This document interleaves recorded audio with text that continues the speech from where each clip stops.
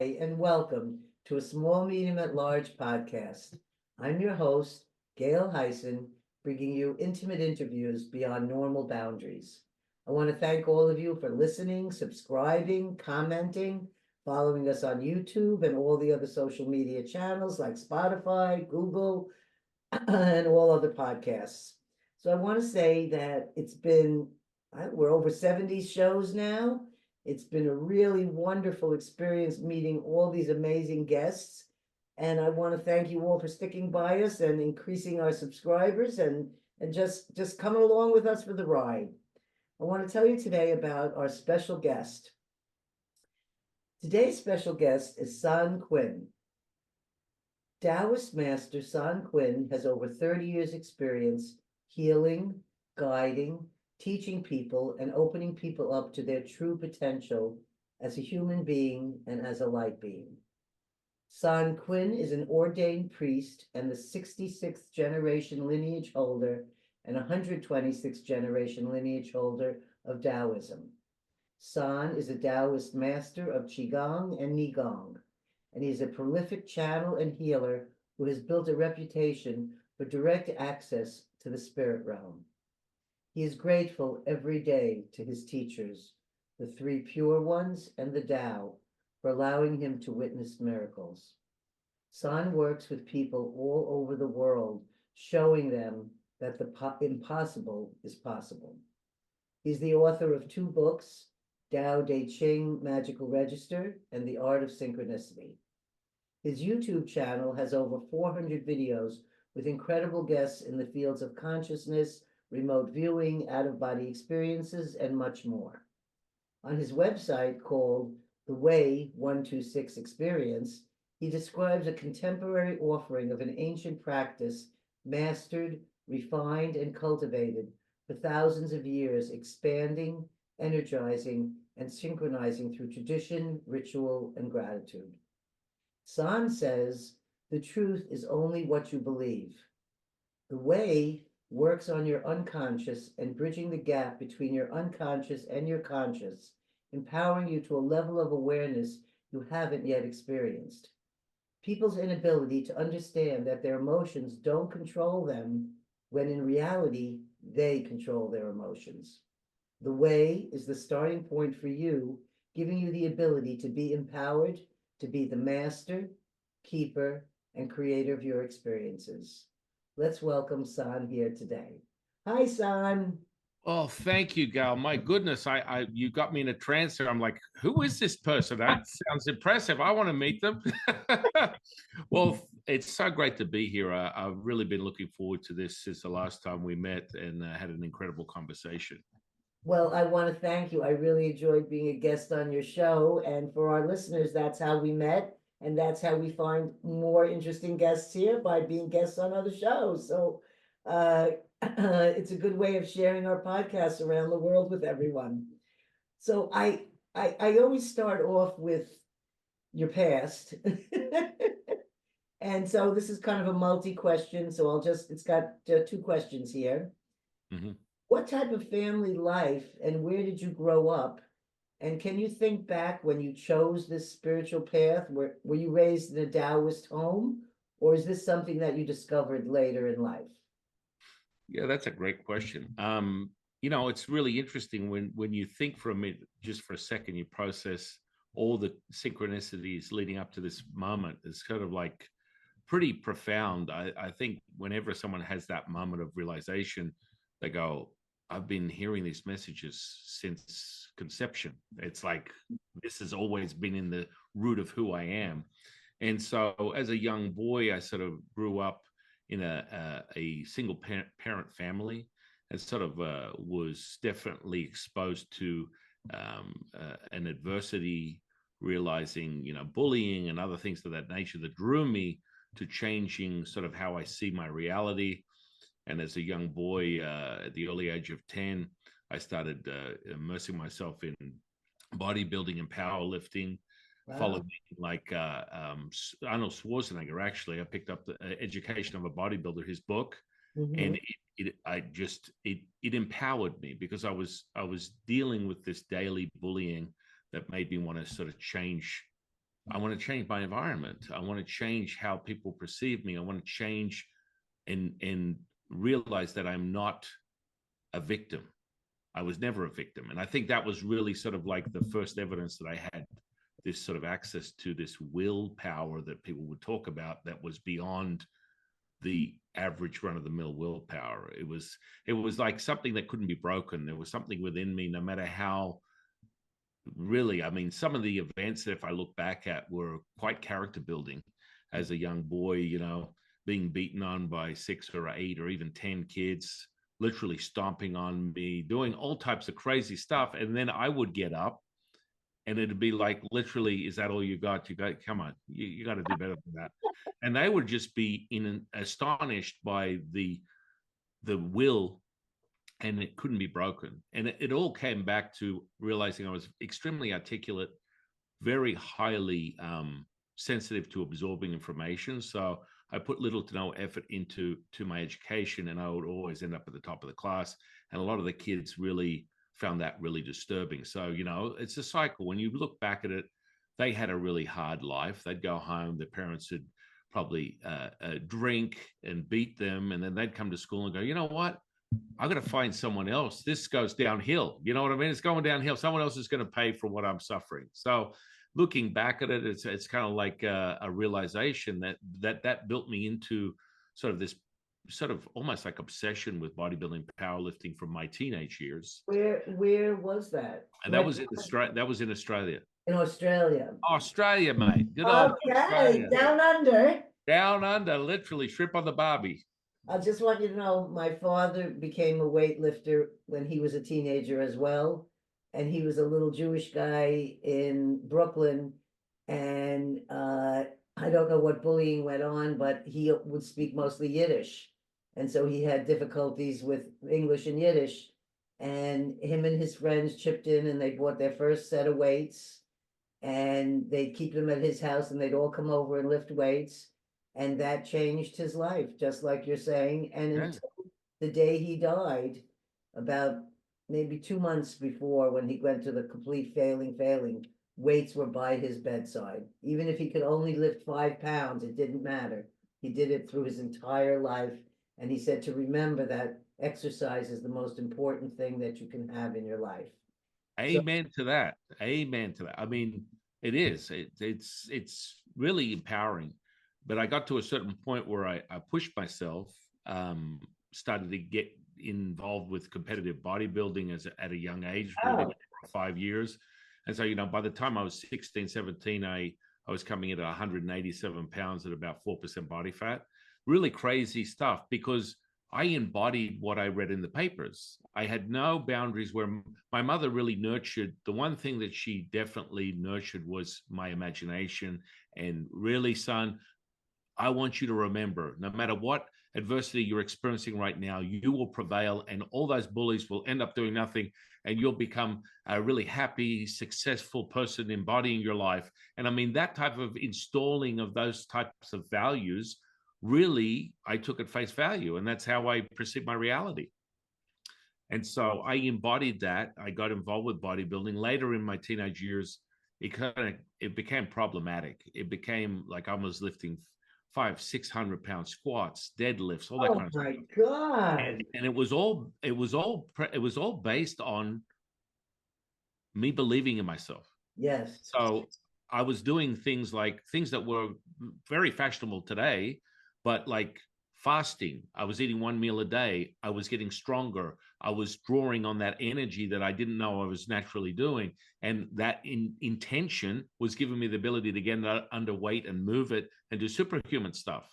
And so by the end of that sort of stint, by the time I was almost in my 20s, it became apparent that continuing this path would be problematic.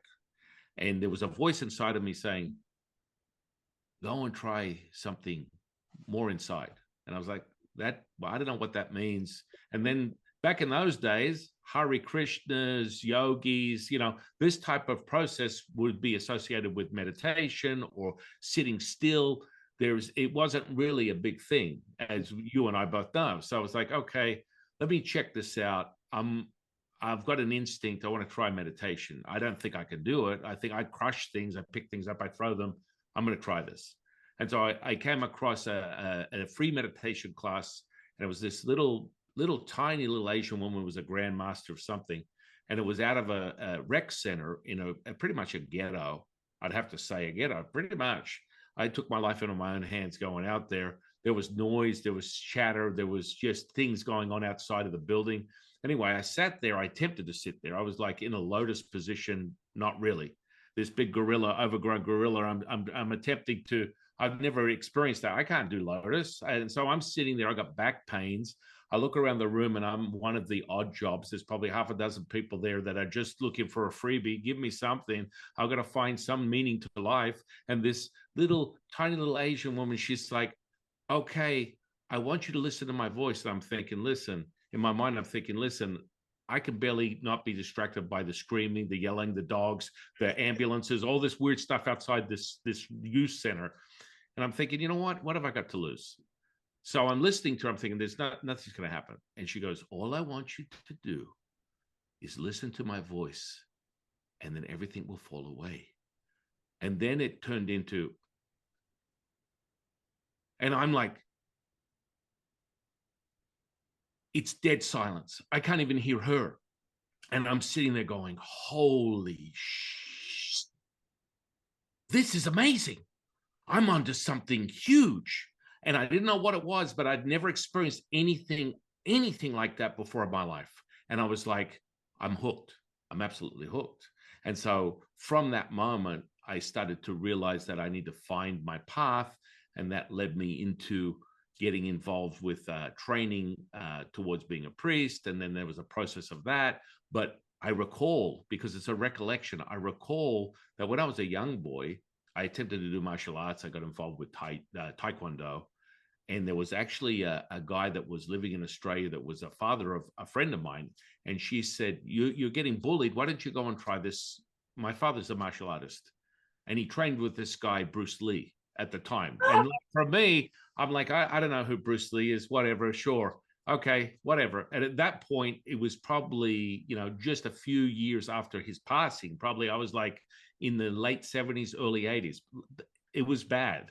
It was sort of like, okay, he just passed maybe 8 years ago. Her father's saying that he's a martial artist that trained with Bruce Lee. I'm like, okay, all right. I want to hurt people. People are hurting me. I want to hurt people. And so when I went to her house, I was like, okay, so what do I do? Where do I start? And her father was like this little Asian man with hands like mitts, the size of gloves, like literally baseball mitts, hard. And I'm looking at him, I'm thinking, this is weird. And he goes, sit down. And he gets a piece of paper and a pencil. He goes, sit down and start writing. I'm like, I don't think you understand why I'm here. Your daughter told me you teach martial arts. People are bullying me. I need to hurt people. And he goes, no. You need to sit down. It's literally like something out of a Hollywood movie. You need to sit down and write. I'm like, no. Listen, I need to hurt people. You need to train me like to hurt people. And he's like, all right, stand up. And like, I'm a big kid. So I'm standing and he's looking at me, goes, hit me. I'm like, are you out of your mind? I'm not going to hit you. I'm going to hurt you. And I was a little fresh. I was like, listen, old man, I'm going to hurt you. He goes, hit me. I'm like, no, there's no way I'm going to hit you. No. He goes, hit me. All right. Now I had big legs. So I went to swing to kick this guy and I hit his leg and I thought I broke my leg. Oh, and he's just standing there. And I'm like, I'm screaming in pain. I thought I broke my leg. And he goes, you're not ready. Sit down and start writing. It's like something out of a Hollywood movie. It's like, you're not ready. I'm like, this is unbelievable. It was like stone. And, I sat down for a couple of weeks. I went there. And as a child, I just couldn't find the attention to sit and write. I mean, it didn't make sense to me. It made no sense. And, really, when I touched his hands, they were like stone.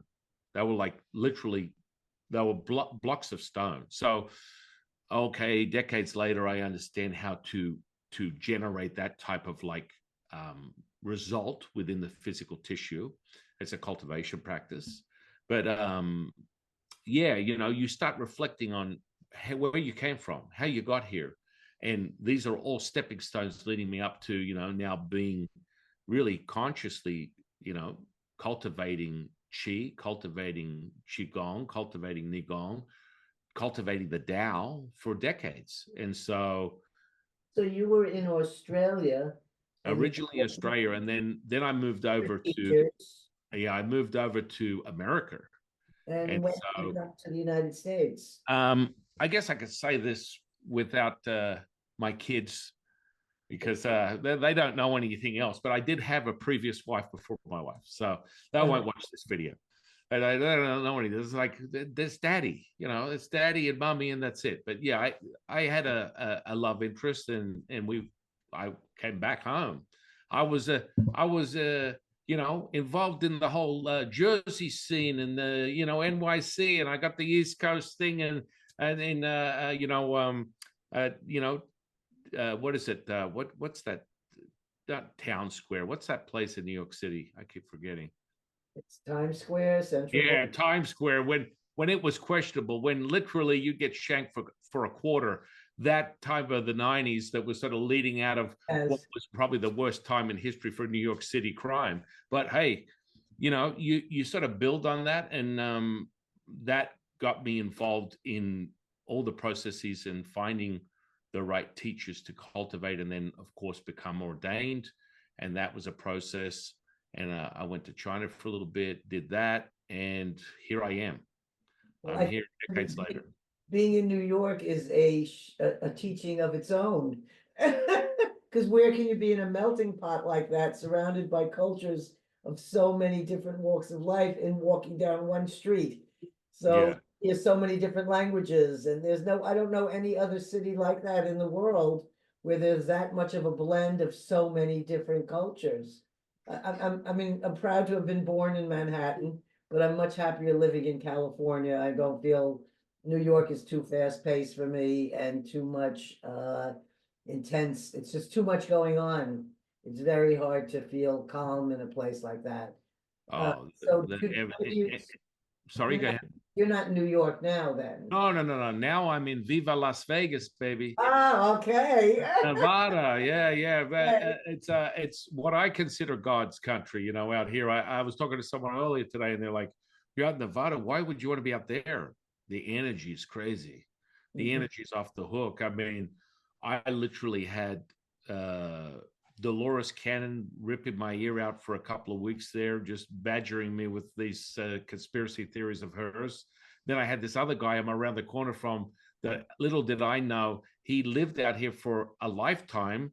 This guy named Art Bell, who had some radio station. So he was My chewing my, dad was one of my dad's heroes. He loved Art Bell. oh man, the stuff, Gail, that these people were sharing with me made me want to go down that conspiracy path. Let me tell you.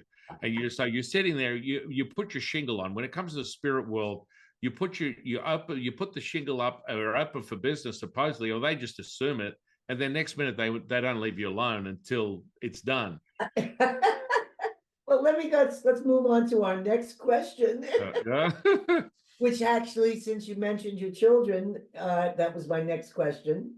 I happen to know you're a father of 6 children, and that I'd like to know, because of my experiences with raising my children, like they make fun of me being, if anyone says, is she psychic or whatever, they laugh and make fun of it, and they make fun of anything, even when I tell them stuff that's going to happen to them, or that has happened, or I say, oh, you just did this, and I know they know this, but they spend their time making fun of me. So I'm wondering what your 6 children are like in raising them, and are you raising them with the teachings of the Tao? And do they accept these teachings from their dad? Or do they just say, oh God, he's just with his spirits and all that, you know? Well, it's so interesting you say that, because even my 12-year-old son still believes in Santa Claus. I haven't destroyed that belief system, because he can tap into the energy, the frequency, the vibration. And I was brought up with this understanding and knowing that anything is possible. And I think that has a lot to do with my experience and my basically supercharged experience in this lifetime of all the things that I've been bared witness to through my journey within cultivating Taoism. But I got to say that, you know, all my kids, all the first five, the youngest is too young. He's only 5 months. But hey, I do cheat. I teach him a little bit. I hypnotize him to go to sleep. Is that bad? I don't know. But, you know, it's like, oh, over here, boom, gone. Okay, moving right along. That could be a show in itself. You could teach parents how to put their kids to sleep. Right, right. Well, you see, most of my kids, they're like, oh, daddy's giving us a bedtime story. Oh, really?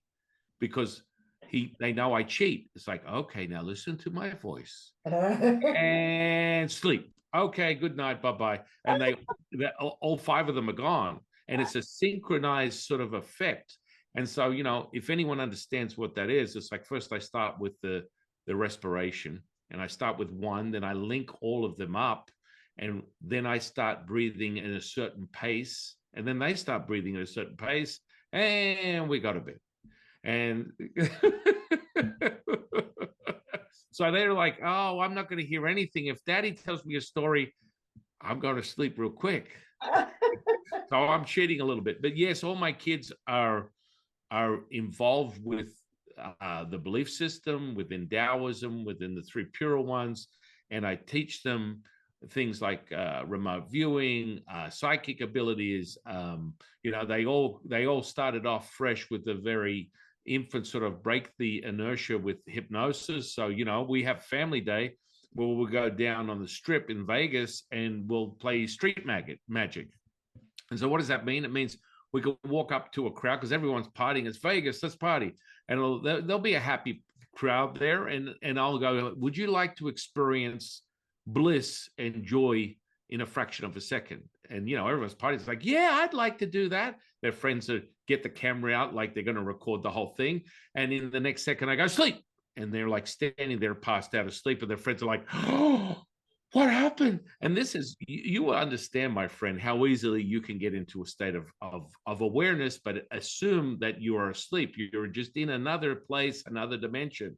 And so, you know, my kids have learned to start to develop these skills because I think it's really important to know how to access that instantaneously. Anyone can do it. Anyone can get there. And I think hypnosis is a great way to sort of get your feet grounded in an idea of what happens when I get into a different state of awareness. What really happens? Am I going so deep into some ambullistic state that I can't remember? Or am I deep but awake, conscious, two ends of the spectrum? So epsilon or gamma.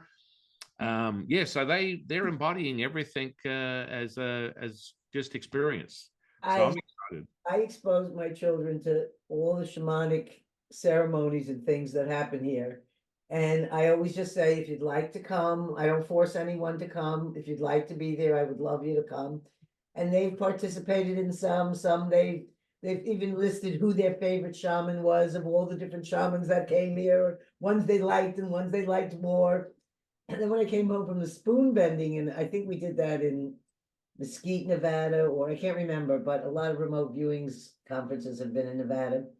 And I came home with the bent spoons. I had a fork, and I had the kids and their friends all sitting around the table. And said, all right, we're going to be bending spoons now, you know. So I expose them, but I don't go any further than that. I don't, you know. And then if anyone has an interest, great. They usually spend it making fun of me, but I know something is also happening. But you know, mine are a lot older than yours. My youngest is 28. Yeah. My oldest is 47, so they have, you know, a different point of view than say, you know, I didn't. But when they were younger, they know the experiences we had where mom said, "Oh, you did this today, didn't you?" You know. Well, they all know the last thing you want to do is start lying to daddy. Or Yes. mommy's as in tuned as daddy is. So it's like you're probably making a very big mistake if you want to go down that path. But hey, let's play that game. Why not?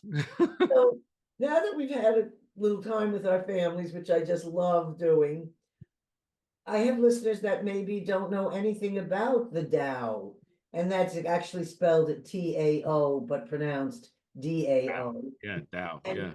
and you know, I know some people have heard of Qigong.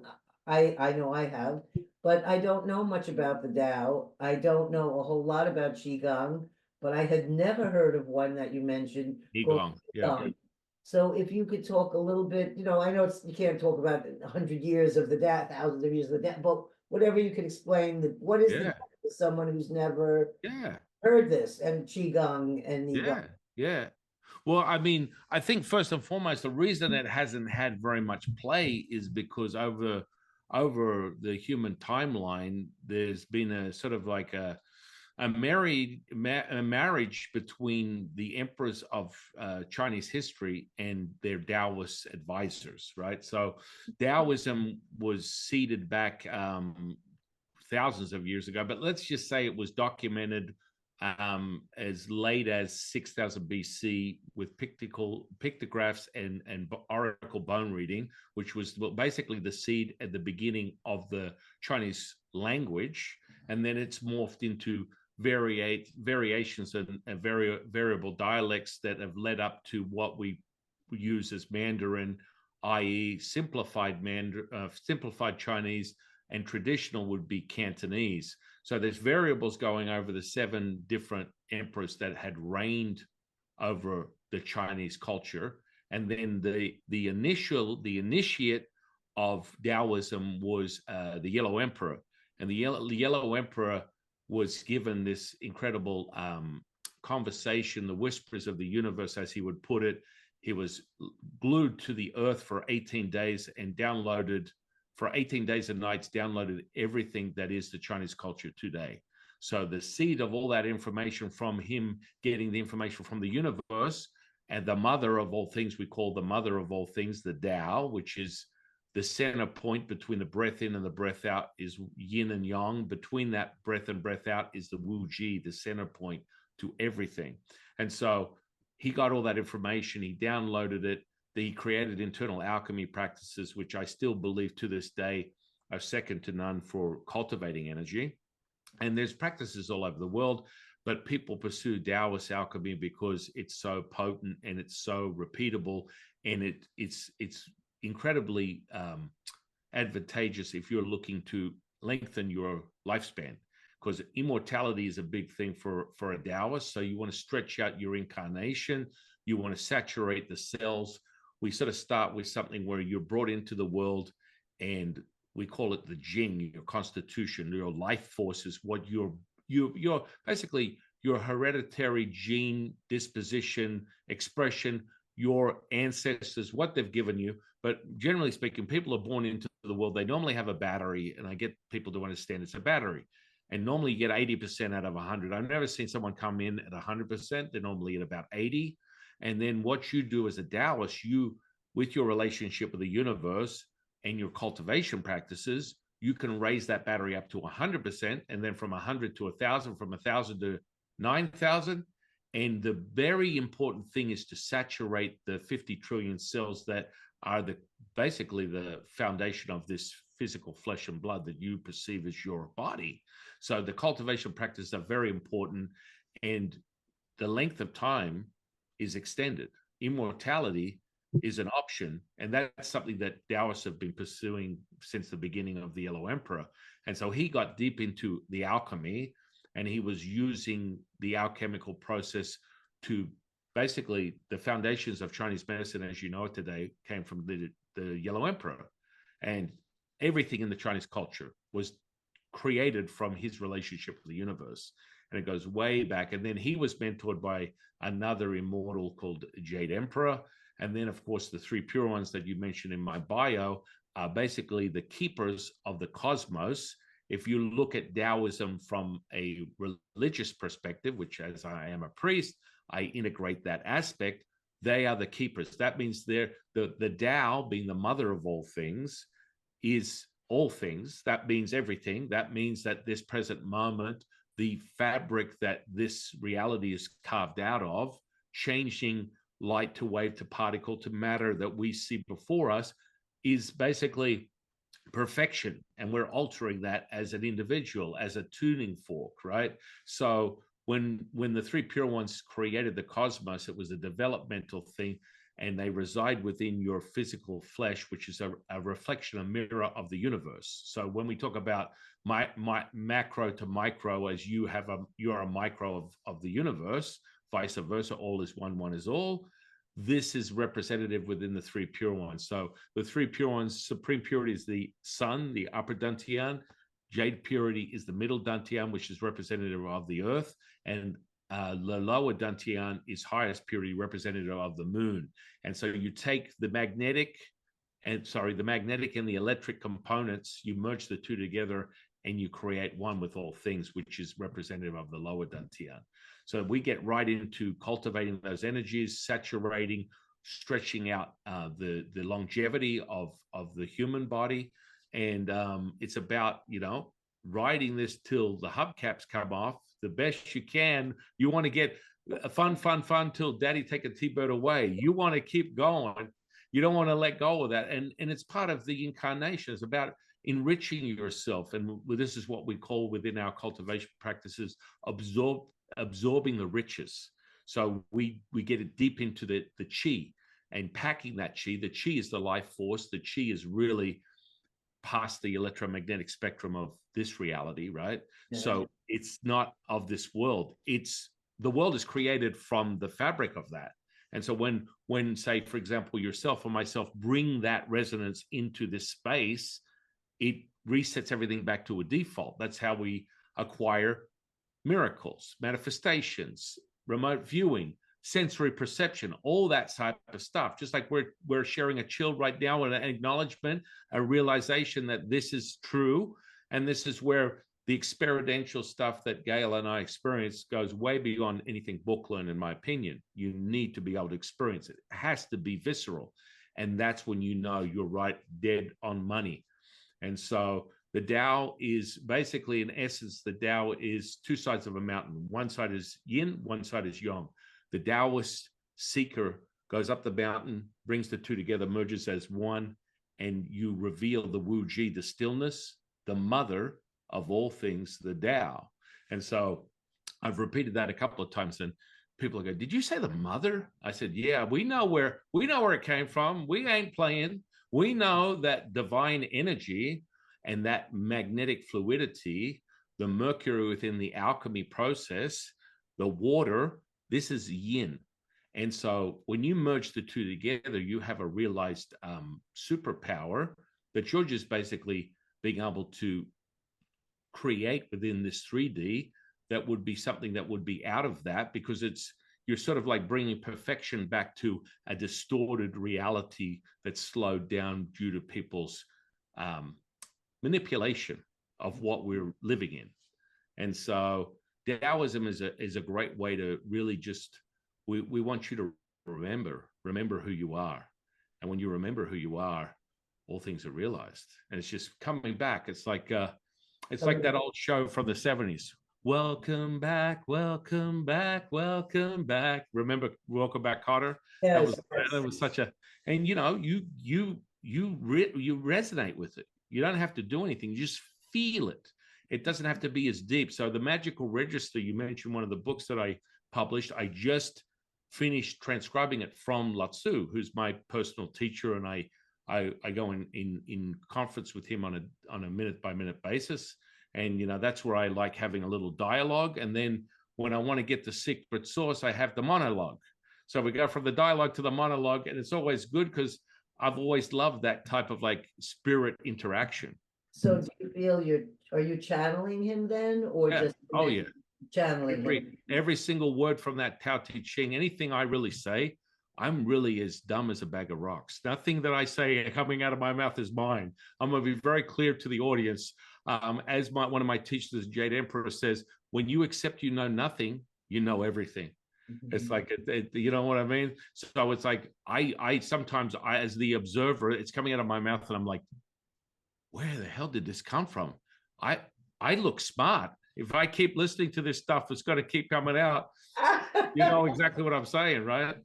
Yes, yes. So tell me about the parts that, because I'm very bad at discipline, but when I've done a few of these things, like when I tried Tai Chi once, I know that if I would stick with at least just one of these things, that would be very beneficial for me. And I don't know why I have a problem with repetitious discipline of something, but I do.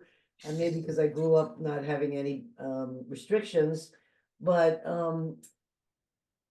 I've watched the Qigong. I've done it once, like in a class at a retreat or something like this. And it's really powerful. The Tai Chi, I mean, I felt like I was twirling balls of energy around, even though I didn't know what I was doing. But I don't know why I can't go back and actually repeat and do that every day or wake up every morning like these good disciplined people do. And it's not me. And, and do your little exercise of this, and I don't know what Qigong is. So if you could explain to our Yeah. listeners about the benefits of Qigong and Qigong, and if you even recommend, go to my website or you can Yeah. see whatever, that Yeah, would be yeah, great. yeah. So you made a really good point, and you're kind of cheating a little bit, Gail. You know, when you're tuned into the secret source, which you are, you're highly sensitive to energetic properties, right? So it doesn't take you anything. A lot of people want to aspire to the idea that they could tap into that, and it's a process. But unfortunately, what happens with most people when they're training in this stuff, I like to call it sort of like the Lamborghini effect. And so what does that mean, right? So basically, you look at the Lamborghini, it's beautiful on the outside. Oh my goodness, beautiful wheels, it's a gorgeous lines, everything else. And you want to make sure that when you open the hood, there's an engine in there. And if you don't have the engine, I don't care how beautiful this Lamborghini looks, it's not going to drive. It's not going to do anything. It's going to sit there. So a lot of people tend to get very caught up in my opinion, the semantics of the lines, aligning the bones, the connective tissue, all this type of stuff. You need to cultivate, you need to have the engine first before you start worrying about the semantics of the lines, which is sort of fundamentally in reverse how most people train this stuff. But generally speaking, you lose a lot of people that are interested because they need to cultivate the energy, they need to feel it, or it becomes sort of like this, oh yeah, it's just I'm just moving my hands around, it's like an exercise, calisthenics or something like that. It's not at all. It's like a really deep practice. And when we mention qigong in essence is moving energy with your breath, and then nigong is inner power. You're moving energy with your mind. And so then we go deep into what we call nidan, which is inner alchemy. And that's when we start getting the secret source, separating electric from magnetic, using all these different processes to cultivate, zap people with electric shocks and doing all this crazy stuff, enveloping my forearm, running a skewer through it, pulling it out. And you're like, holy crap, are you crazy? No entry or exit point, because this is sort of like a deep nature of stuff. And within channeling, I had a friend on the channel literally a while, no, about 3 weeks ago, and we're talking about channeling. And so when you get into the state of channeling, and maybe you haven't done this, but when I channel, I'm old school. I'll light a flame and put my hand over it, and I could sit it there for 2 minutes while I'm channeling, pull it off, and it won't have any damage to the flesh. Now, you're bringing something that's perfection back to an altered state, which is this 3D. So this is an acknowledgement of how deep it's resonating within your subatomic particles of this flesh. You're channeling this higher spirit energy, right? And so I had this friend of mine on the channel, and he's even worse. He's more old school. He goes, I have my channeling knife. I'm like, whoa, easy. And when someone's channeling, and he's been around the world training with all these masters, and he'll run his knife over the flesh. If it cuts, then you're not doing it. He's like, it's not happening. It's just not happening. I'm like, whoa. But there was a fundamental structural change in your being when this takes place. And so, when I first did it, 30 years ago, I channeled Let's First Go. And it's like a laser beam of energy, like basically like a fire hydrant of energy will just come down into your physical body, saturate the whole thing, and emanate this incredible heat, and information just comes out. And now, of course, I'm an OG in it from a physicality perspective, but it's like you don't turn it off, right? So some people might express it. I hear the audio, I see the image of my teacher, whether it's Latsu, Jet Emperor, whatever, and they're palpable just like I see you here. And so I have that, what I call the dialogue, which is basically I'm in concert with my teacher for that information. So if it's Lao Tzu, it's for specific information that he's giving to me. And then I take that and I return it to the mother. And so then it becomes the monologue where you can access the present moment and take that information and affect change in the 3D. Does that make sense? So when you're doing the Qigong or you're doing the Nigong, you're touching into the space that we call, or maybe what I was taught is like the life energy. You're touching into the life force energy Oh, yeah. Yeah. The and Chi. the Yeah. Qi. And this is something that some of us are born with, maybe 30% or 50% or some degree of Qi they come in with. And then this is something that we can continue to cultivate with us to keep going and be stronger and give more solid foundation. Yeah. Yeah. You just saturate. You literally, it's unlimited. So when people sort of give you the old throwaway, the honeymoon is over. Oh no, the honeymoon is every day. The honeymoon. When I wake up in the morning and I look at my wife, it's like the first time I ever laid my eyes on her, and that is like just how that's part of what Gail and I are help promote and share with others is the ability to access the present moment, and you can be in bliss, joy, happiness, embody universal unconditional love and be like that 24/7. It's optional, but the most important thing to validate it is the experiential visceral now, and that takes a level of cultivation because some people are sort of like removed through the processes of human history. You tend to get removed, and that is even evident with Taoism, because we were such badasses when it came to a alchemical process that the emperor, the first person he would execute would be the Taoist advisor, because we don't want anyone to have more power than them. So that power, that access point to accessing the universe was a problematic for people that wanted to control things, right? They don't want you to, the most fundamental thing about Taoism is returning to knowing who you are, the center of all things, the Wu Ji, the stillness, the mother of all things, the Tao.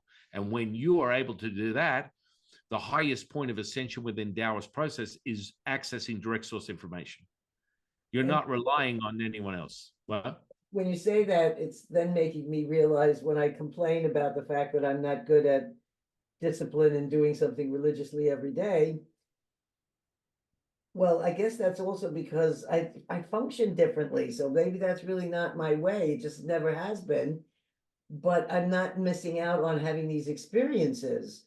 So no. even though I'm not a student of any particular way or any particular person, that feeling of coming home when you have had it, there's no joy better than that. Like, and for me, it's happened when I've gone to sacred places that are just spontaneous, and I'm in the middle of the first time I was brought to the sacred land of the Huichols in the mountains of Mexico, very high up at over 10,000 feet elevation, in parts where, no tourists have gone before. I walk that land. The minute I get there and they open up this imaginary gate that says, this is where our land begins, my whole body gets affected and my heart bursts open.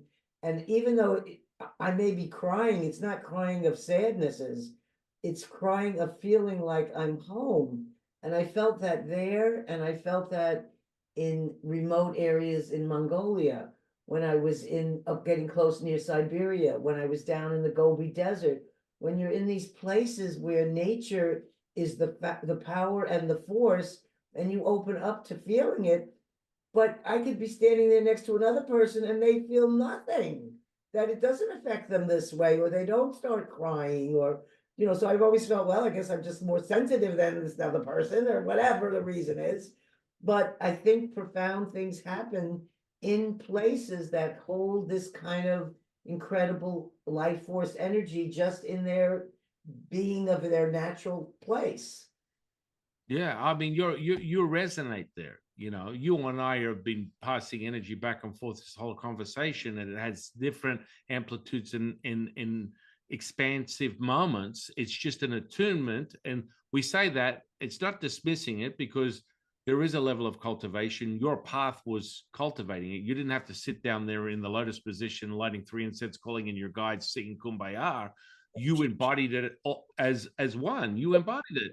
And, you know, I've come across many people, and quite frankly, it happened to me pretty much the same way. I embodied it, but then I was really gravitating to the Taoist path, and then it made it repeatable for me. The most important thing is I want to have a path of repeating it, not having the glimpse that then sort of be sort of like, oh, maybe I'll see that again in 5 years. No, I want to do it now. I want to do it at will. I want to cultivate. I want to saturate.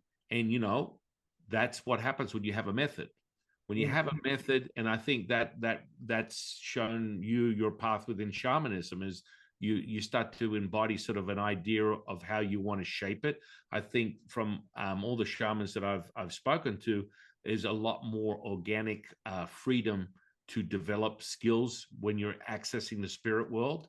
And the spirit world shows you. That's how it is within Taoism. The highest level is to channel direct source, to channel spirits, and have that monologue from the dialogue that you have with the spirit energy, that you can then be this present moment, the center of all things. And that is really the kinesthetic, the visceral experience, the feeling, like you said, I'm open up. I come to these sacred grounds, and it's just like I go off like 4th of July. And that's how sensitive Gail is. You know, looking at her aura, look at the energy, it just pops off. Just be saying it, she feels the energy. It's like, you don't have to do anything. I wasn't sitting there cultivating, making balls. I'm here. And, you know, it's important. But I also think, and I want to ask you what you think, is like, I keep stressing to people, and I don't like to use the word stress, but you need to get a foundation of something, because a lot of people these days are, oh, I channeled this and I'm doing that. And I'm not a fear monger, but you need to understand that from that processes, and over all the years I've been teaching people, they're always light workers, energy healers, psychologists, psychiatrists, chiropractors, doctors, medical Qigong doctors, all that kind of stuff. They always come back to the power of the method, the energy. Within Taoism, there's a very palpable generational shifting processes. And when you get that, you know where you're getting your energy from, because I've seen it. I've been seeing it for decades. People burn themselves out. They hand off their life force. This is what I'm speaking of. This is what's really important. People need to understand this. And it's not because it's amateur town or anything like that. But if you live in this dualistic perception and you allow your emotions to control you, you are suggestible. And quite frankly, to be very honest with people, when you're emotional, you're unconscious. So if that's okay with you, then that's fine. But the problem is people get involved with that sort of state, and they're not clear on the energy, and they end up with some sort of dramatic illness, and poof, they're dead. And they're like, oh, and I'll tell them when I say it, it's like, your auric field is way down below where it should be. You should always be hovering no less than at least 80% of max. And then let me show you how to level up so you get to 100 and then go to 1,000, go to 9,000, but never use your own life force, which I think this is something I've observed over all these years, and I keep sharing with people. It's not about protecting, because protecting is a part. I think it's very important, but the most important thing is your belief system. So it's all predicated on your belief system. So if you have a framework of belief system that is fear-based, then it's going to be problematic, quite frankly. I'm just being honest with you. What are your thoughts on that? Well, I think having been taught certain, when I was a teenager and I took this mind dynamics course, and I was 15, 16, and I was being taught all these different methods, which are similar to remote viewing and these kinds of things. I was never taught anything about foundation or the word protection or these kind of things. And so it led me down a path where all I was doing was giving and giving and giving. And I was doing healing work on people I never knew or would never even met or wouldn't even know I existed. So, but I would spend a week on each body of each person that would be sent. I would be, do this, what they call the case or the reading of the person. And then I'd spend every night that week sending gold, light, or positive energy or healing to those people. And it was only when I started experiencing possession that I realized I was like this open thing that all these other elements could come into, and nobody taught me anything. They taught you these tools, how to do this, but there was no basis underneath. Like you're saying, there's no foundation. So I'm even though I'm not somebody who's been able to do anything religiously one day a week, I've done many retreats, and I've done deep silent meditation for 9 days, and I've done all days silent meditations. I've done a lot of different things. It's just that I've never been able to be a 9 to 5 type in any of these spiritual searchings or work, but I'm grateful for all those retreats and all the different people who I've met, like yourself and others on the way, who've been teachers and have helped with a piece of information, that one thing you might need that helps you to continue on your way. My dad complained to me once that I had too much life force energy because he was very sick and dying. And he felt that that energy, when I came in the room, was like too much for him. So I had never even thought of that other side of it, that having a lot of life force energy to a person that's in a delicate dying state needs to be like a different type of approach. So I learned some things about that. And then I find that I get depleted here, and I realize it's because after COVID, there's like, I haven't had shamanic ceremonies here for a long time, and I haven't had those things that feed that. So I think it's very important to do the things that feed them. I'm just, I would just never become a groupie to anything, or nothing will ever be, like, oh, this is the only way. I think all the ways are, whichever one works for you is the one you should, walk with, or whatever it is. And the Tao and the way you speak, that all resonates to me with what it puts words to what I feel. Because, like, we were raised atheists, but I've always had a very deep belief system. But it's not in a God person thing. It's not like that. It's more like what you're Yeah, describing. yeah, And that really makes sense to me, but it might not okay. That doesn't make sense to another person. If they need to have Christianity or Judaism or whatever it is they need, that's fine. But none of those resonated with me. But this type of thing, this resonates. This makes it, yes, and that's why I always call it the universe. And it doesn't have a male or a female or any kind of thing attached to it. It's the life force, energy, universe, and it's the source. And that's about the best words, because you really, and when you try to describe to someone, like, the best high I've ever had was not on any psychedelic. It was not on any, and I've had fabulous sex life. All these great things are wonderful, but the touching into the source and connecting into that love. And I mean, I can only say that this has happened to me in this spectacular way a few times, but nothing is more than that. There's nothing that I've ever felt like that. Oh, I can get, oh, I'll do this and it's a higher that nothing. There's not a physical or bodily or person or some sort of thing that occurs between another that brings you to that place or that feeling. And until you've had it, how can another person say, I understand? You have to be kind to the person that doesn't understand that yet, because they haven't experienced it in that, they may be experiencing it tomorrow or the next day.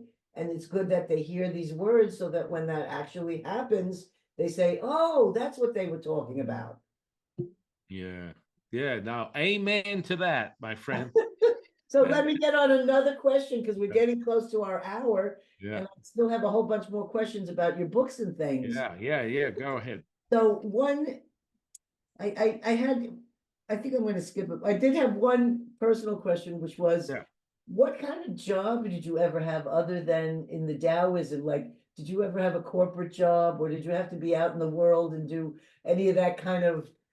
Because I have never had that, and I can't Never, function. never. Never. When I was a teenager, briefly for a time, I focused on health and fitness, and I was helping people there in that space because I was bodybuilding and powerlifting. But my whole life has been on one path, and That it's just embodying it, and it really comes down to resonating with what I know, my truth. That's it. that- that's so wonderful. Um, I'm not going to discuss remote viewing because there's plenty of remote viewing things. Yeah. I wanted to talk a little bit about your books and about your app. So I'd like to Yes. focus our, Yeah. we're Okay. getting closer down here. Yeah. So I have a question for each book and a question for your app. Yeah. Um, your book talks about the true origins of the Taoist path and belief systems briefly. What can you say about these origins? Well, I mean, fundamentally, you have book learned versions of what Taoism is. And Mhm. then I go beyond the stuff that I'm taught from the monasteries with their ancient rituals, but they're generally fragmented and they're doctored by men that want to, or people per se, that want to control the narrative. And the relationship that I have with the spirit world has filled in all the gaps where the types of things that I teach people are like supercharged, like you're going to put on that cape and become Superman and realize who you are because this stuff is tangible. You can repeat it, you can use it. So, oh my goodness, what was the question again? I lost it. It was about the belief systems and about the origin of the belief Yeah, systems. yeah. I mean, it really comes back to your relationship, the monologue that you have Mhm. with with your true self, which is the now. It doesn't get any more simple than that. And I think a lot of people get sort of contorted with this dialogue that they have, and it never becomes realized. And the second you go from a dialogue to a monologue, all bets are off. You're in the center of everything. Good answer. So on your second book, you say this is a manual that gives a step-by-step guide to vibrate at a frequency that is equal to the alignment of the universe. What is that frequency and how do you know you have reached it? Oh, well, it's going to be funny because you'll know you reach it when people ask you, how you doing today? And you're like, it's good to be me. I don't know. So, there's a processes within our training where you literally ramp up, and it's a progressive thing as you start to merge all identifications of yourself because everything is mirroring. So your physical body is a mirror of the degrees of shift of consciousness that lead you right up to the mother. So there's normally 9 stages that you go through as a Taoist. But in essence, when you're looking at this mirroring effect, it comes right back to an incantation that we use quite often. And the Jade Emperor shares it. It's this simple: a power abundant in its giving, you will receive. Unifying the body with the spirit with the energy, bringing heaven to earth, transcending all is one, one is all, revealing perfection manifest. That is your gift, that is your offering. That is your gift, that is your offering. That is your gift, that is your offering. So returning to understand that from a simplistic model of what you share, you receive as this present moment, everything. So you will always be developing these skills, but the processes that we use to cultivate all the energy centers gets you at a resonating frequency. So from a standpoint of the audience, everything is energy. Energy has a vibration. Vibration has a frequency. The frequency, if resonated and held there, poof, miracles take place, manifestation, magic, healing. All things are realized within that resonance. And that becomes the key because people stay within this electromagnetic spectrum, which makes them limited. When you step to the life forces you mentioned before, Gail, that is the true essence, the source from a quantum model. Perhaps they would call it the 0 point. The super glue for the entanglement theory of quantum physics. That is that present moment, and it's second to none. Some people might call it the scalar wave.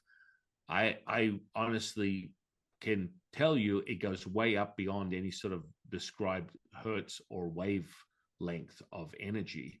And it's very apparent in what is taking place before you, whether it's a physical healing, a mental, emotional, spiritual healing, it'll be self-evident.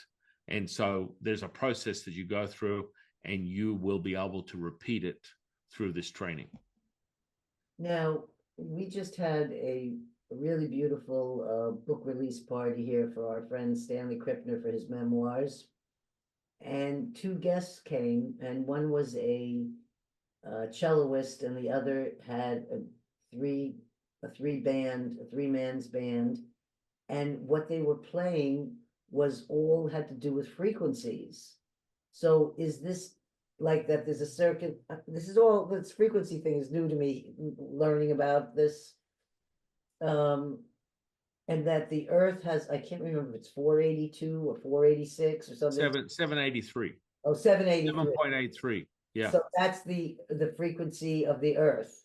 So each of these things, it has a measured frequency that's happening, and it's happening whether it has nothing to do with us. It's happening around us. And these frequencies are all affecting us. On another show I just had recently with this woman, Heidi Yerka, she was discussing something about they were experimenting, and then it was shut down or something back in the 70s, I think, or something about low frequency, and the Russians or somebody was using it to hurt people, that there's that actually there's a low frequency that's so low that if people are in that frequency, they get nauseous or sick, or so this is like some kind of a controllable thing, this frequency thing.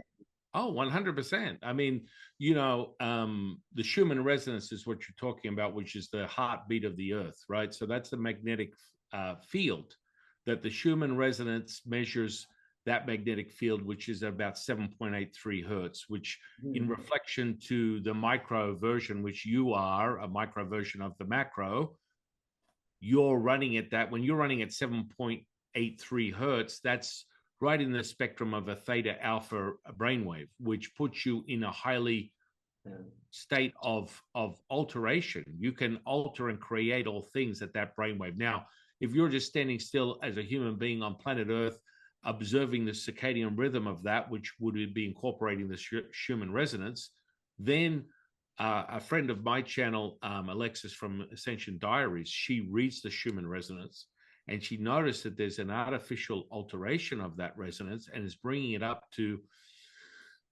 12 hertz, 18 hertz. What does this mean to the layman? It means that it's putting everything on planet Earth in a high state of anxiety, fear, and hyper beta. So you're highly myopic and hyper focused, not like conscious awareness. We're talking about laser over OCD type of anxiety. And so something is manipulating artificially the Schumann resonance of the Earth. And then she's looking deeper in the data for what she can see for the future. And the Earth's resonance is going to hit as high as 40, 50, 60 hertz over the next year to 2 years. Now, that would be representative of what a lot of these prophets or channels have been talking about in relation to this is a year of consciousness and all things are going to be revealed and it's going to be great. There's evidence of that from her reading the Schumann resonance of the Earth, that it's actually there. It's happening. There are things changing. I'm a little bit more concerned by the artificial manipulation of a lower frequency that puts you in a high state of anxiety and fear, which is coming from somewhere, which is a little problematic. And I think that's why it's so important for more people like yourself and myself to help people remember who they are. And as a dear friend of mine, James Tooney, would say, the spiritual consciousness is really the most important thing, because he starts reminding us, when people get into conscious agency and things that are more, as you said, Gail and I have this thing, we're a little bit more organic, we're a little bit more street smart. So wordsmithing is not my thing either. I'm not into the old wordsmithing. I love swapping spit with a couple of academics, but realistically, that wordsmithing, it's problematic, because you could say the same thing as having a consciousness shift, or it's a, you know, it's a paradigm? Do we really need to go there? It's kind of like, well, do we want to understand what you're saying, or do you want to feel like you're left out of the party? You know what I'm saying? Well, that was one of the things that, you know, when you sit here and you feel all this, the sadness about the condition of the world, and war and people killing each other and all these horrible things that are going on, it feels like if those people that are making those decisions had any little bit of the resonance and touch of the feeling of the universal energy life force, if they all could get in touch with that, they would never have these wars, they would never do these things. But there seems to always have to be the dark and the light, or the yin and the yang, as you're saying. But it seems that the more that consciousness level gets raised, it seems like that would also then raise the level of frequency in the earth itself, because people would become kinder to each other. And I mean, that's really what Alexis was notioning towards, from what she can read from the auric field of the earth. Mm-hmm. So the magnetic field of the earth is showing evidence that's where it's going. Oh, So you know, it is problematic, though. The artificial manipulation of that would subject whoever's on planet Earth to that very wave of resonance, and that can be problematic. I mean, you know, as you said, you know, death, destruction. Within my teacher Latsu, you know, people were coming to me at the beginning of the year. Oh, what's going to happen? Ask Latsu what's going to happen. And he's a little cheeky. So when I challenge him, he's like, okay, it's quite simple. Imagine you're a grain of sand and you're asking the beach what we're doing today. Fall back into the beach and be realized. And I was like, whoa, I can't make this stuff up. I couldn't make this stuff up if someone paid me. But it's so beautiful. It answers all questions in the simplicity of what he's speaking of. And that's the truth. I mean, you know, Jade Emperor would always mention a very notion of that. It's like, let the man who's never left his village, let him know he's seen the world. And that's where you and I come into the experiential, self-evident now, that visceral feeling that it embodies, engulfs the heart, surges of all the blood, the nitric oxide, the oxytocin. It's all now. It's the love. It's the expansive feeling of universal connection. And like, it doesn't get any better. Amen to that. You know what I mean? And I mean, that's really what it is. I would like to go. Well, we're not too bad. It's only been an hour and 10 minutes. We're not. Yeah. Plenty of time. Yeah. So I have a question that we can go into more detail with. Yeah. Well, two things I want to finish with, which is I just would like you to repeat the titles of your two books. Mm-hmm. How could people access that? Are they on Amazon? Are they audio, or what? I leave them on my website. Generally speaking, I'm not going to bend the knee to the powers to be of Amazon. So eventually, if the social media sphere gives people the guidance to get to my website, they can pick up a copy. One is the ancient practice of synchronicity, how to manifest your reality and realize yourself as the universe. And then the other one is the Tao Te Ching, the magical register, which is my basically transcribing direct source information from Latsu for his 2024 version of the Tao Te Ching. So, and that's really what we call a magical register for a reason, because every verse is an incantation and it has 81 levels to each verse. So you go deep into the center of that incantation, and there's a frequency that's accompanying that. And then you go deeper with a specific respiratory practice and a certain shape and color that goes in accompany with the experience. So it goes deep. So can you tell our audience, in case there's people who are just listening and need to write it down and don't look at the description, could you give them your website? Yeah. Just you can pick that up at the way126experience.com. Way126experience.com. Yeah. So now I want to move on to your app. There you go. I was investigating, and I didn't have as much time as I should have given myself to investigate. appreciate more. Yeah, yeah. Okay, because it sounds incredibly interesting. And I wasn't sure, is this an app you download on your phone? I don't know anything about the app, but I think looks very, very interesting. So as much information as you could tell us about Yeah. this app and what do you do with it and why would you want to have this app? Okay, well, let's get down to the meat and potatoes of this, my friend. So Yes. the app is really my offering to the world to level up and level up like now. So if you're on a journey, if you're having problematic effects of your human experience, day-to-day life, you're John Smith, the janitor at McDonald's, or you're the next incarnation of the Dalai Lama, whatever it is, what you do is you get on this app. This app is not it's not one of those foofy ones where, oh, I just hit a meditation. Oh, I want to have story time with like Matthew McConaughey, or I want to hear like Shaq read me a book, or I just want to go into a meditation. No, it's none of that.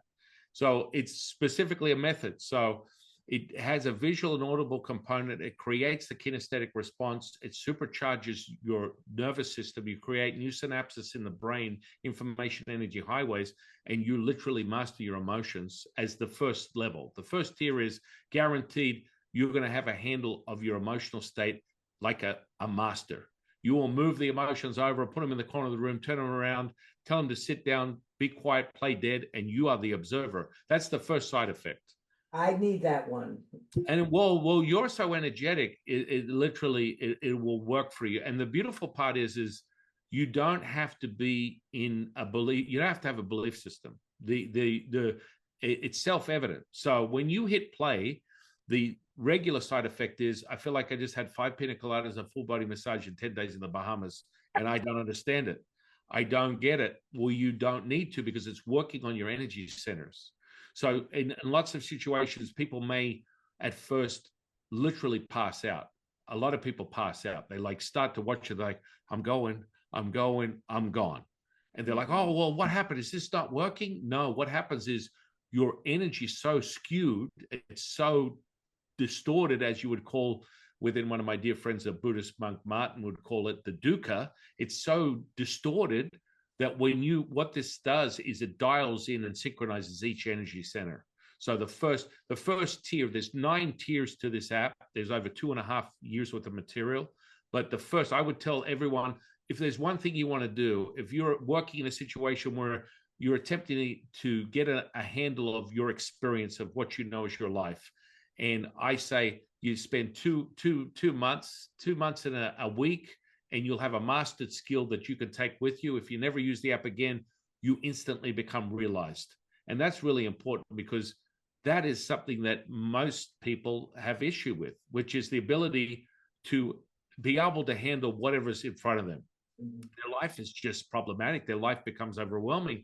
They honestly believe their emotions are in charge, and they don't have any possible way of altering this overwhelming static that would come in the form of fear. And then the blanketing of that, the umbrella of the fear, just has offshoots in all different states of psyche. And it all starts with thought, feeling, and an emotion. And so those create the timeline, the some of your life experiences that you're living right now. And when you start getting the energetics in order, because the material in the app is imprinted deep with what we call the life force energy, and I measure the brain waves. When people use this thing, they're high gamma, 40 and above hertz, and they're like, holy moly, it's like weird things. They start using, they go, I don't know what happened. I had an issue, and 1 minute I had this physical problem, it's gone.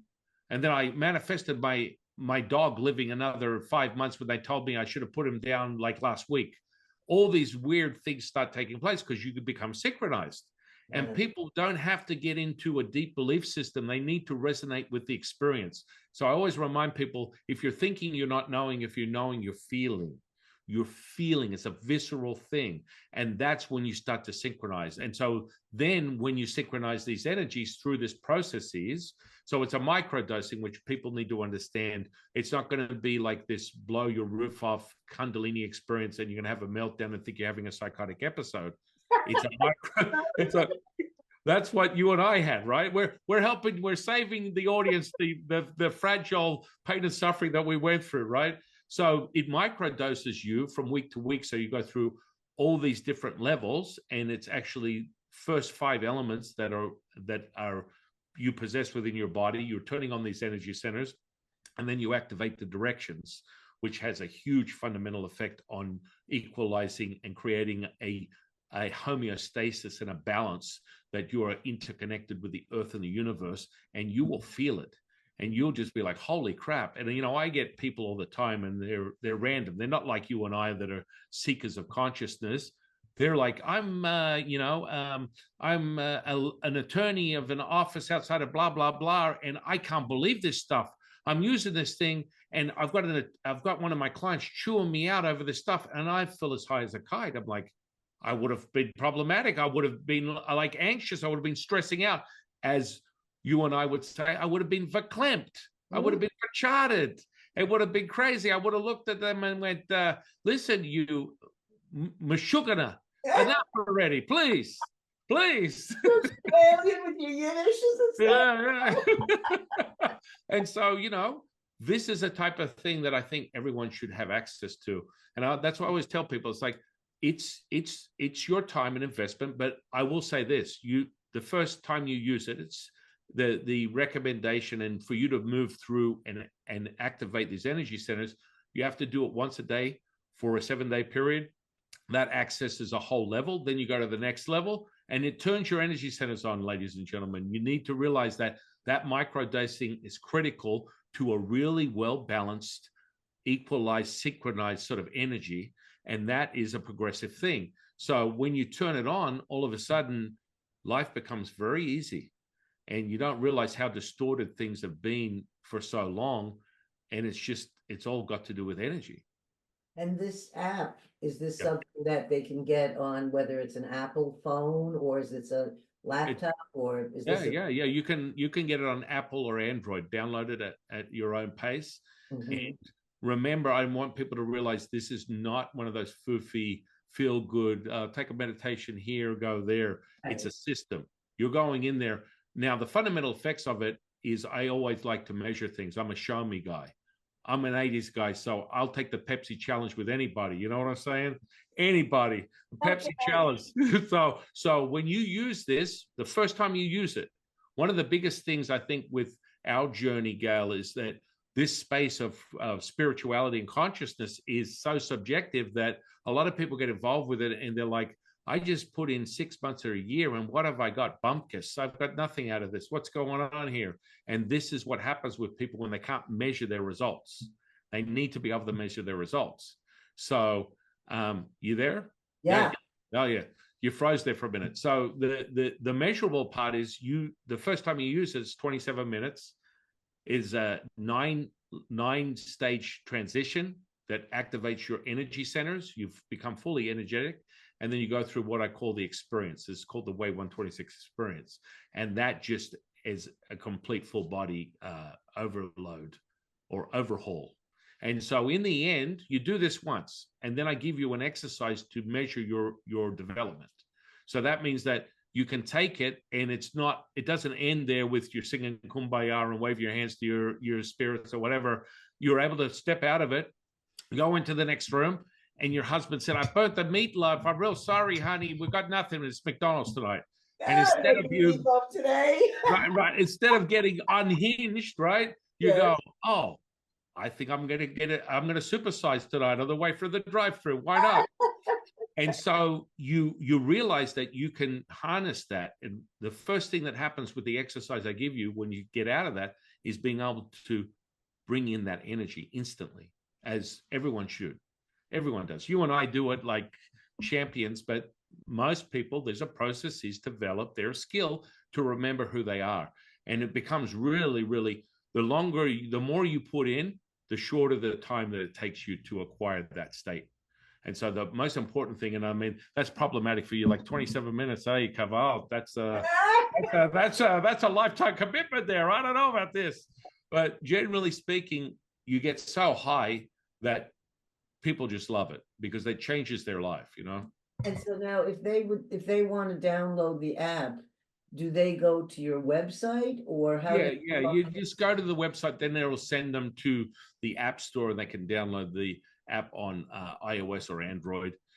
And start as I would say, become the master keeper creator of your reality. And it's really important. You and I know for not for a second that you and I take the experiences we have for granted, but I really want people to experience what we experience. I want people to know what it feels like, just the way you were sharing with us earlier. It's like you just feel expansive. You're feeling the unconditional love. You're feeling the swelling of your heart, the just the joy, the bliss, the happiness. I mean, everyone should be experiencing this. And that love, or that experience that we talk about, that I've had just a few times, Yeah. but I know what that is. There's nothing I know else that I've ever experienced in life that could touch on that. No love of a child, no love of a family, no love. I mean, it's so beyond what that is. And experiencing it is really the only way of being able to understand that. But know that that's reachable and capable, easy for people to access. They just need to start looking, and that can happen for them. And Yeah. that's a beautiful thing. That's why you and I do these podcasts. I don't do this for money, or it's nothing. It's nothing like this. Is that no income or something like this coming back. What's coming back is beautiful comments from people who are saying, I just spent my first spoon, or, oh my God, I forgot about that. Thank you for reminding me to do this. I'm just, so I don't know who the people are out there in our little world here of this, internet life or place, but you and I are actually able to reach people all over the world because of this. And we're able to share these stories, and stories are that's how it was done in the old days. And we're just bringing it back on a new modern platform here. So I want to thank you for the work that you're doing on your show and the kind of guests and people that you have. And Yeah, that, we'll have to have you as a reoccurring there, gal. We'll have to get you back there. For the audience, she's probably a little reluctant because we went into the vortex there for like 2 or 3 hours. no, I don't, I'm never reluctant. I can talk forever, just like you. But But it's easy. It's easy listening when you have two incredible beings having a conversation and you're just embodying the present moment. And it's like, that's where I always talk about the void of time and space is really evident when you have conversation like that, because you're not measuring your reality by second by second. You're enjoying what you're doing. You're embodying it because I don't know what day it is. I don't know what time it is. That's how it should be. and when I get off a podcast, when I finished each one that I do, always when I go into it, I'm like, oh God, I don't know. Will I ask the right question? Is this going to happen? What will be, are they going to be okay with this or whatever? At the end of every single one, I only feel such wonderful energy after the podcast is over. And when I go back into the house to see the rest of my family, I'm filled with that joy again that I didn't actually start with, because I was too busy in my mind thinking, well, will this happen? Will that happen? But once I let that go and I just have my experience with whoever the guest is, it's always a beautiful thing. And I hope the guests feel the same way, but I really enjoy I do. it. I do. I'm picking up what you're putting down. I'm picking up what you're putting down. So I'm going to say now that it's our time to ask you if there's anything else before we close our show that you would like to share, any words of wisdom, any recommendation, anything that's on your mind. Later we'll have to have you come back and discuss channeling at another time. Oh, I love that. I That would would be love that. very fun. So I don't think this is the end of our conversations, but just that I would love for you to give the audience any little tidbit of advice you might like to share.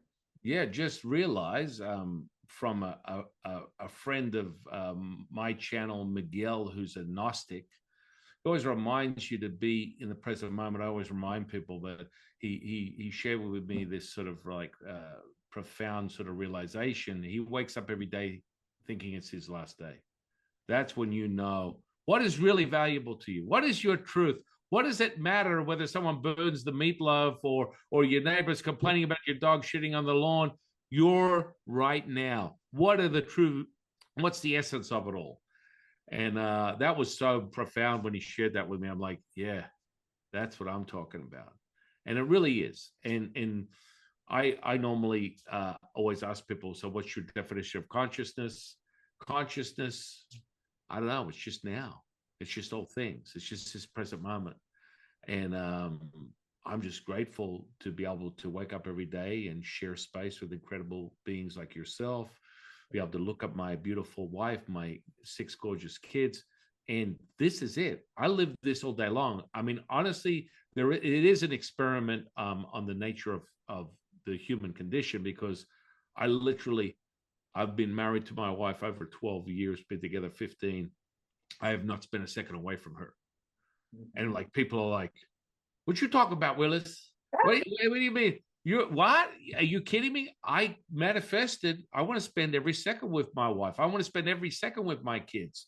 I homeschool my kids for that reason, because I want to be around the every little intricate moment of their expression of now. And to do that, you create your reality. And for all those people that feel like that's not obtainable, I want you to listen to this podcast and realize that anything is possible. Anything. If you put your mind to it, anything is possible. And that's what I share with my kids. That's what my mother shared with me. And the simplicity of that is the glass half empty or half full? And if you look at it as half full, it's going to continue filling. If you look at it as half empty, it's going to continue getting empty. And so, I mean, that's really the nature of reality, in my opinion. Well, thank you so much. I really enjoyed having you here. And I also agree with you. I like to spend every minute that I could when I was raising my children. I didn't homeschool them, but I didn't send them away to places, or, I always wanted to be near them, and I still feel that way. And you have 6 of them, so I hope you'll be as lucky as me, as I have 2 of them living on my property and 1 living nearby. Because my feeling is, I brought these children into the world. I want to be with them. I love these people. I don't, and other people think that, oh no, you're supposed to separate from your children, or that's not my method. My method is to continue with the closeness. Why did you have them to begin with? So, I mean, that's and really there how are I feel. teachers. They teach us continually. I mean, isn't that the same thing about being married? That's the whole point of being married. If you get married and you don't want to spend time with that person, hey, Kavalt, what is the point? Doesn't make any sense. So, listeners, I hope you enjoyed the show today. I want to thank San for being here with us. I look forward to having him again on our show, and I look forward on to my show. Yeah, show, you on my show. Yeah. And what other new stories and things we have to share that'll come up in the future. Between the two of us, we've got lifetimes of stories, I'm sure. Yes, we have a lifetime to share. So remember, share your stories. Stories can heal. And stick with us. You can find us on YouTube, Spotify, Google, and all other social media sites. Have a wonderful week, and enjoy the day. And remember to live in the moment. Thank you, son. Thank you. Thank you, Cal.